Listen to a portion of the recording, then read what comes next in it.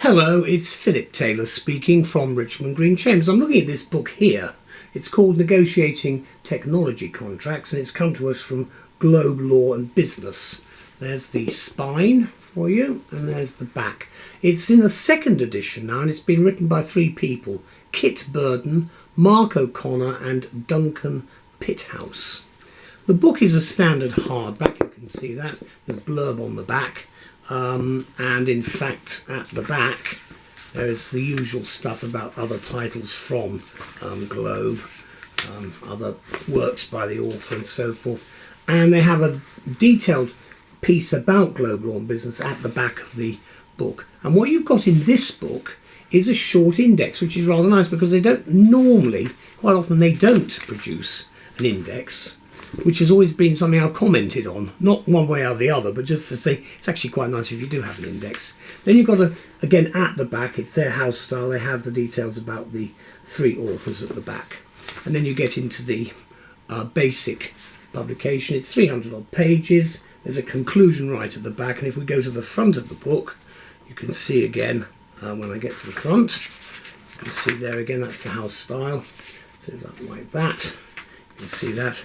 Then the blurb there, and then you've got the various tables of contents. So quite a lot actually in this, all the way through, starting with due diligence, all the various bits and pieces, 20 chapters in total, ending with contracting for new and complex technology right at the end. There's dispute resolution provisions, TUPE, in fact there's more than 20 pages. There's actually, I didn't spot those, there are 24 chapters in fact, and more pages than I saw there. They're actually looking at cloud services right at the end, which was an area I was interested in looking at. But actually that just shows you I missed that part when I was actually reading the book, because I didn't really look at the index. I was reading the main book itself. There's the introduction, which is the second edition, and the authors come from DLA Piper. So you can see their pedigree. And it starts off actually with a very important part of the work of any lawyer today, which is due diligence in outsourcing arrangements. And then it runs all the way through from there.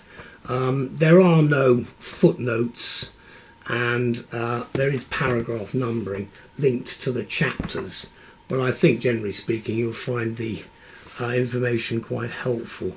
In fact, as I say, they're actually not the actual footnote. The actual paragraph numbering is not actually noted to the chapter itself. It's just running 1, 2, 3 and so forth for each chapter. So it depends on what you're looking for, but you do have a reasonable way of finding everything you're looking at for in the index at the back, which I say they actually have on this occasion, just to show you, and then the contents at the front. So you should be able to find what you're looking for. And with all these books, these are very useful. Globe Law and Business are very much in the business of explaining how the legal system works and legal processes, but looking at it from a business point of view.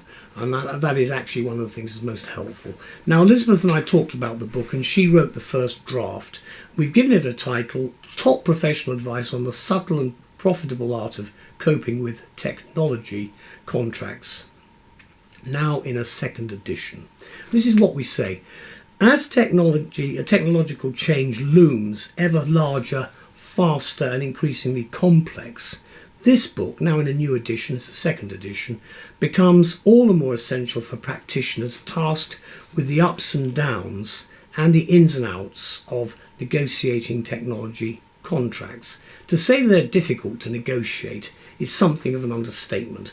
And I have to say, although I don't get heavily involved in this area as counsel, but I have from time to time been asked to look at contracts, and you've got to be very, very careful. There's no question about it. You've really got to be careful because they are, again, a little slip can mean a great deal of money, putting it bluntly. So you've got to get it right.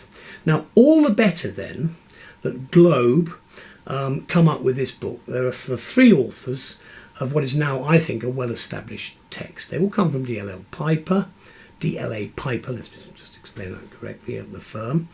And they've now collaborated in producing this new second edition. Their stated aim is, quote, to help you navigate safely and successfully through the negotiation maze. And a fair bit of a maze it is too, considering the ubiquity and the complexity of the subject matter. Because, of course, the overall aim is to help negotiators gain a full appreciation of the nature of the underlying deal and the true commercial needs of the contracting parties involved. Compliance, of course, with the relevant laws and regulations is key to what is happening, specifically the ramifications of changes to the law, and also the key question of which jurisdictions are being referred to, because we are very much in a global community today, and I think we've always got to bear in mind exactly where we are. And I would also point out that there are very many countries that prefer the jurisdiction of England and Wales for a lot of their disputes being resolved, and that's something I think which is important practical point of view, both from the main legal issues where they may get to court, and also for dispute resolution of one sort or another, because again this is the home, after all, London is the home effectively of dispute resolution. Now, across the 24 chapters, and do find the ones right at the back which are tucked away, the book delivers considered and informed advice on a wealth of other key issues, including such relatively recent developments as cloud-based services, which is right at the end of the book, and the impact of artificial intelligence, AI, on contract provisions. This is just emerging at the moment, and I think there are going to be some very substantial issues, possible problems with them, with AI in the future, but we'll wait and see. I don't think this is the end of these editions. I think there'll be another one along before long.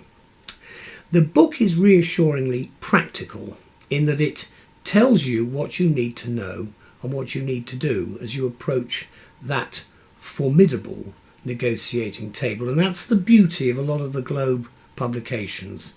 They are fundamentally great pieces of advice for those in the legal world looking at how the processes operate. Chapter topics range, as I've indicated, from due diligence at the beginning to service provision to warranties, and of course much more. Helpfully, there's a useful commentary on such issues as, for example, intellectual property and cloud services, which I found quite interesting, plus comment on the different types of technology contracts and the various approaches you're likely to encounter in Europe, whether you like it or not, because Europe is still there. I know some people don't want it to be there, but it is. Within the UK, of course, and of course within the United States of America. The advantage here is that the various types of technology contracts are carefully examined, and also do note the final chapter on handling or coping with the dreaded eventualities of managing contract disputes, as when I sort of turn up to a certain extent, but hopefully that won't happen in most cases, because if you've done your homework and you follow some of the really strong advice here, you should be well away. Let me conclude by saying that as technology progresses ever faster and further into an era in which AI, for instance, will increasingly dominate the area, I think, the book provides the beleaguered negotiator with essential and much needed advice and guidance. No one involved in the complexities of this fraught and fast moving area of law should be without it. Now, the book is cited as published in August 2023, and I'm actually recording this in the early part of 2024. There's the book again. It's a hardback, as I say. There's the spine, and then you can see, you probably can't make much of that out because of the way it's done, but there's quite a useful little statement about what the book's about. And if I just open it again, data protection liabilities. If that doesn't send you to sleep, nothing will, because actually data protection is very boring, but it's very important. And again, you start off with the structure, which the paragraph 1 is the introduction, and it has a logic all the way through with all of these, because, for instance, let's just find the end of it. When you get to the end of chapter 9, so you get, after the various bits and pieces, you get effectively are conclusions, potential solutions and conclusions at the end of this particular thing. It does look also at the service provider perspective, which again I think is very important, because all the way through this book there are very useful hints about the business of law, and I think that again is very much the main focus of the Globe publications. I'd like to thank Sean O'Neill very much indeed, and her team of excellent people at Globe, for producing these books. They make our lives a lot easier because they explain things in a modern era where you may not have time to talk some of this stuff through, so you can actually read all about it. So thank you to everybody concerned, and good luck with negotiating technology contracts. Bye bye.